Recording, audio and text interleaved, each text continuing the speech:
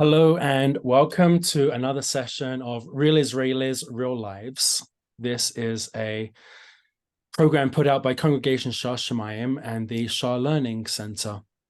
Each week on Tuesdays and Thursdays at 12 noon Montreal time, I'm interviewing regular Israelis leading extraordinary lives.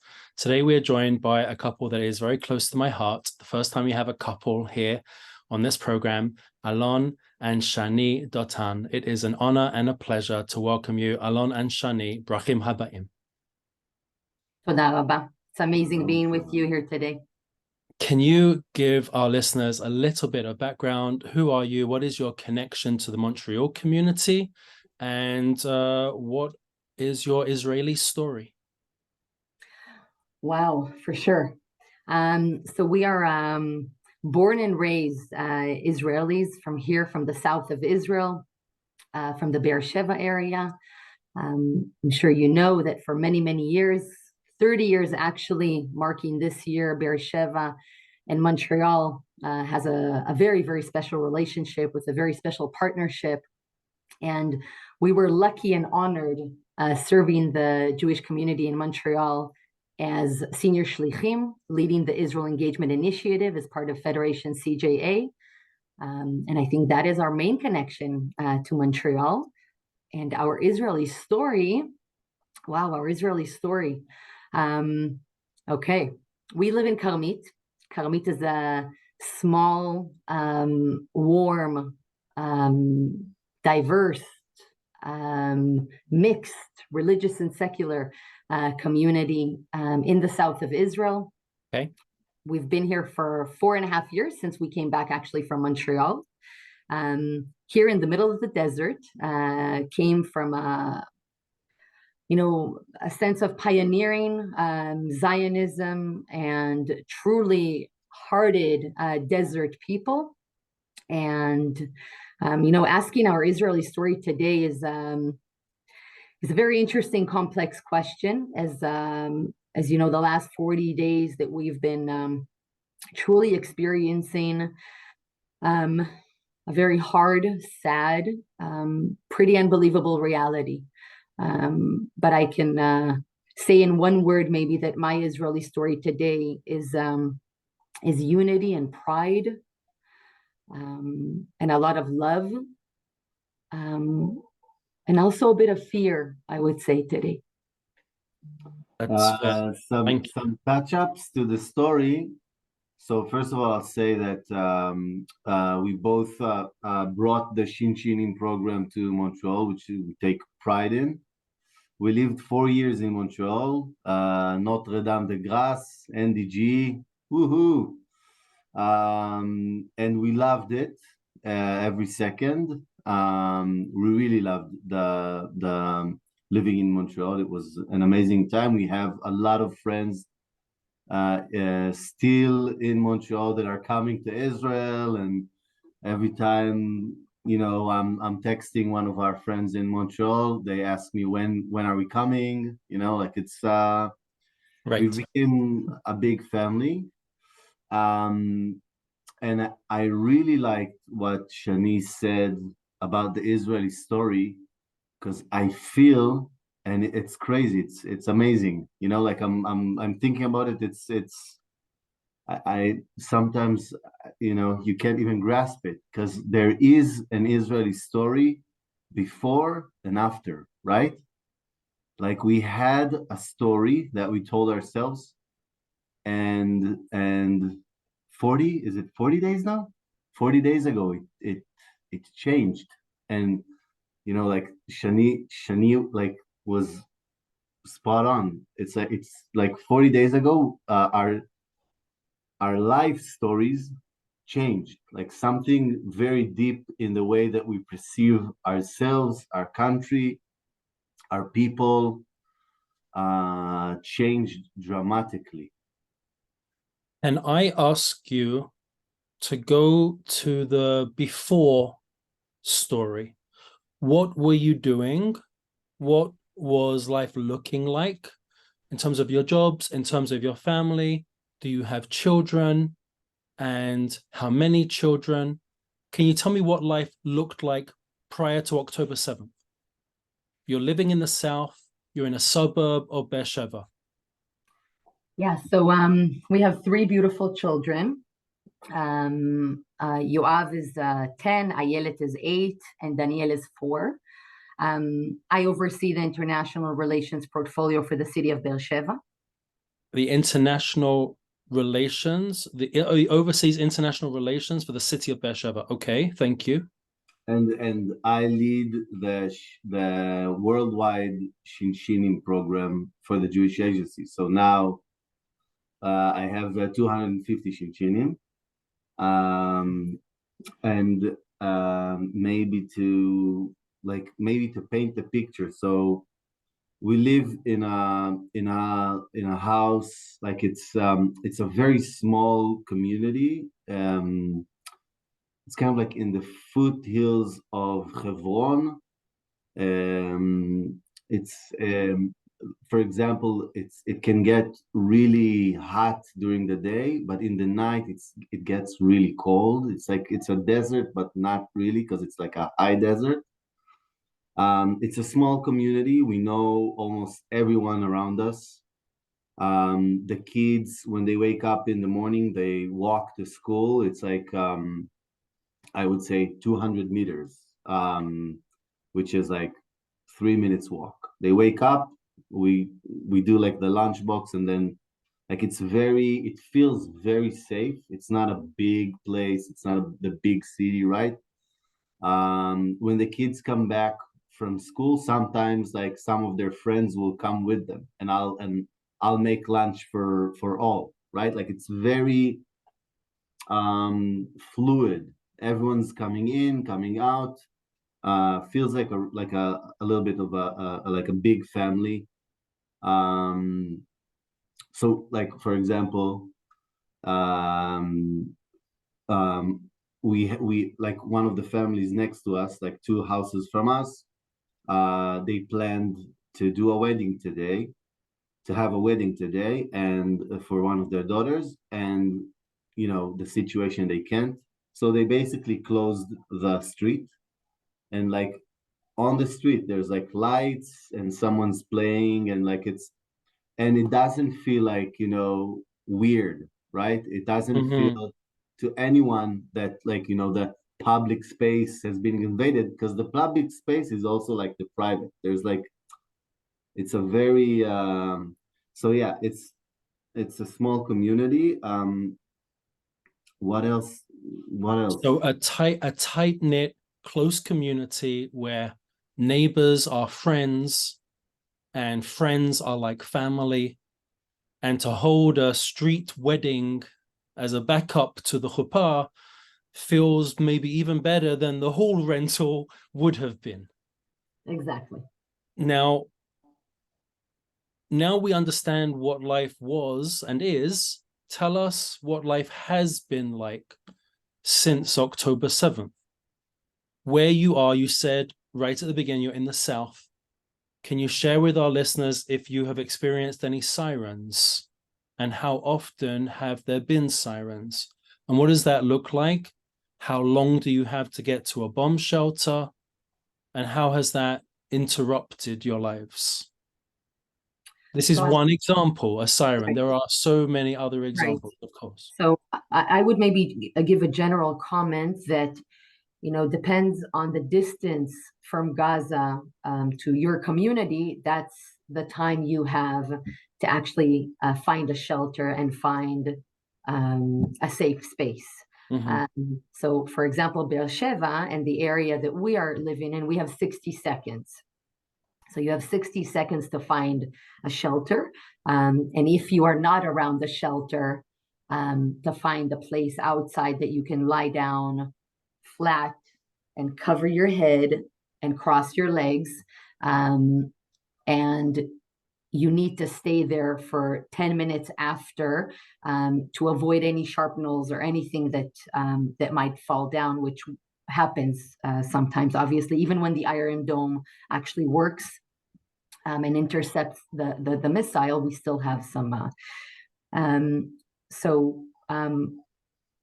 We have 60 seconds. Obviously, we have a bomb shelter in our house.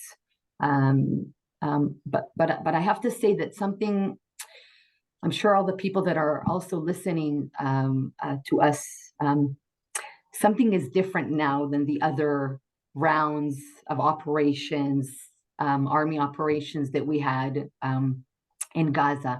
So the siren tells you to go and find obviously a shelter, but the infiltration of terrorists into Israel's territory and the fear that we had in the first 2 weeks that terrorists might be here somewhere, hiding in parks, hiding in courts, basketball courts or soccer courts, and the municipality of Beersheba, for example, left hundreds of fields and courts lit during the night to give the citizens the sense of security, and also for the just to make sure nobody's hiding there. Right. And I will also say that we're seeing, and that is a good thing, thank God, less casualties with people during sirens, because people are really listening. I mean, they go and find a safe space, and they stay there. And for the first 2.5 weeks, it was scary. People did not leave their homes, really sheltered in, and the municipality's hotline that you can call as a citizen got more than 300 calls a day of somebody seeing somebody suspicious outside their house, or in the neighborhood. So there was a panic, and there was a reason to be also in panic, but we are close to I would say 38 kilometers from Gaza, but we are 10 kilometers Kav Aviri, As like the crow flies. like an airplane line, Yes. from Ofakim, where Ofakim had a massacre. I mean, people were murdered there. So yes, it was scary. It's different. It's different. I'll just add, I think that the manner of things, like how things happened during the 7th, and when we started to understand like the real picture of what happened, I think it broke something in our perception of reality, like of what are the possibilities, what can happen. Right. And in the first few days, and like it's kind of like, it's my take on it, right? Like I'm not sure that anyone would proof this, but my take is that we all, like all parents, for example, in Israel, like we are going to have like issues now, right? Like real issues, because in the first 3 days, every time I looked at my kids, I would like, for a second, right, without them knowing, without anyone knowing, like inside of me, something was freaking out. Like I would have an image of them being taken, like, or worse, right? But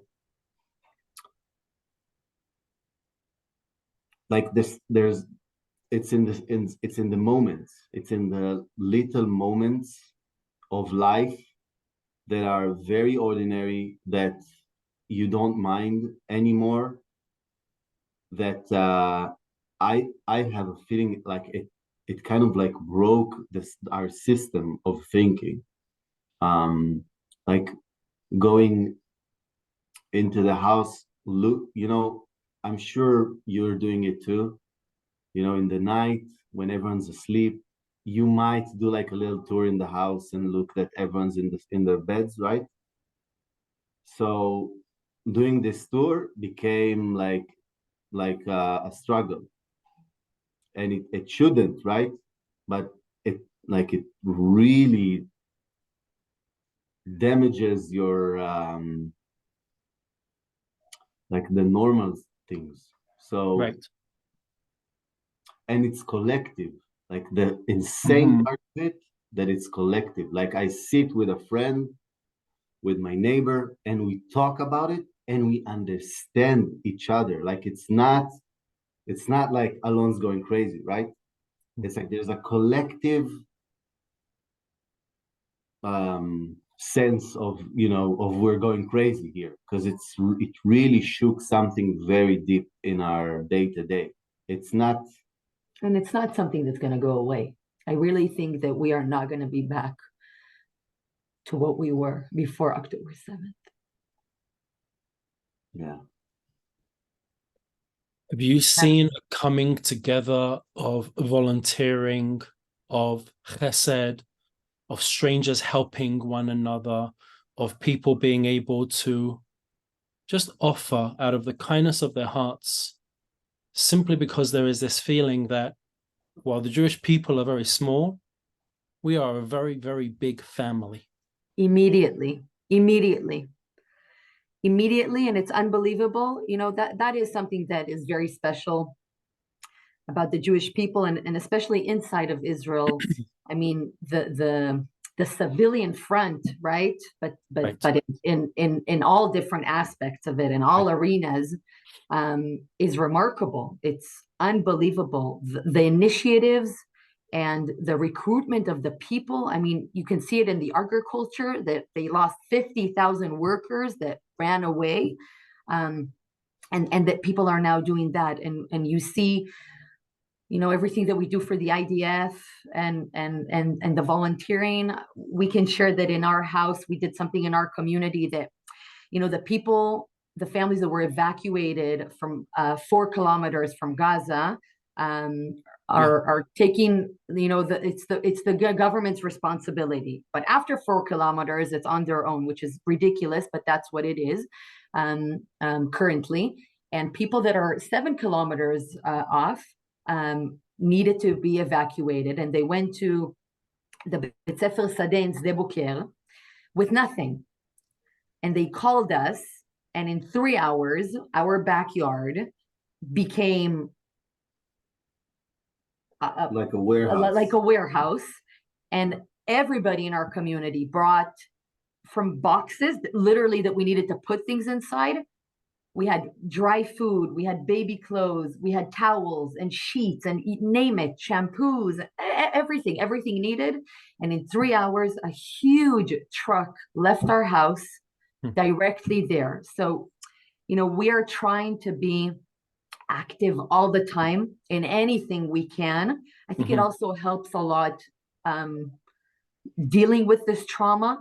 And you know, somebody told me that if you keep on doing, and if you're in the Asiya, you know, you might prevent the post-trauma. I mean, something in dealing with this can really help. Right. So we try to do anything we can. You know, there's many initiatives now around the world about the hostages, and there's tables, and we saw it in Montreal, the beautiful things that the community did. And, you know, it's been 40 days, and today for 6 hours, together with 7 amazing friends, we did something in Karmit, in our community.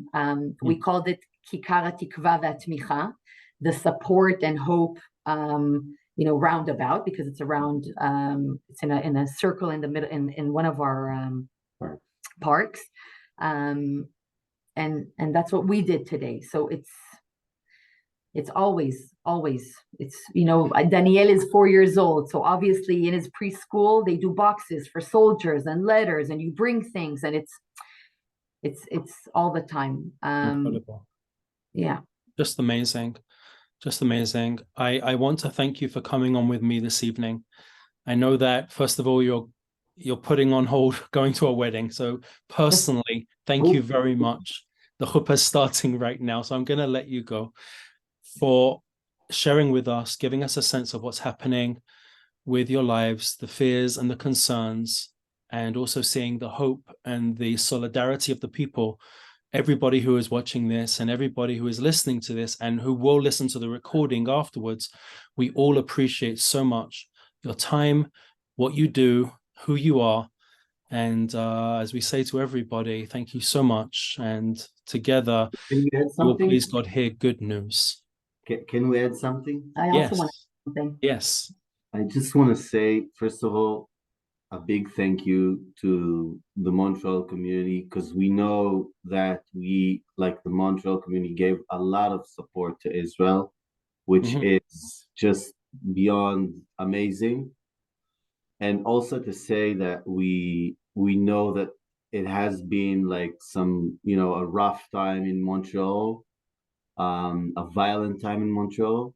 Right. And we want everyone in Montreal to know that we got your backs. Like we're here, we got your backs. Like we're one family. We're here for you also. Thank you. That's beautiful. So that's what I wanted to say. But that's okay. Just to tell you that although, Israel is going through a very, very hard time, we will recover.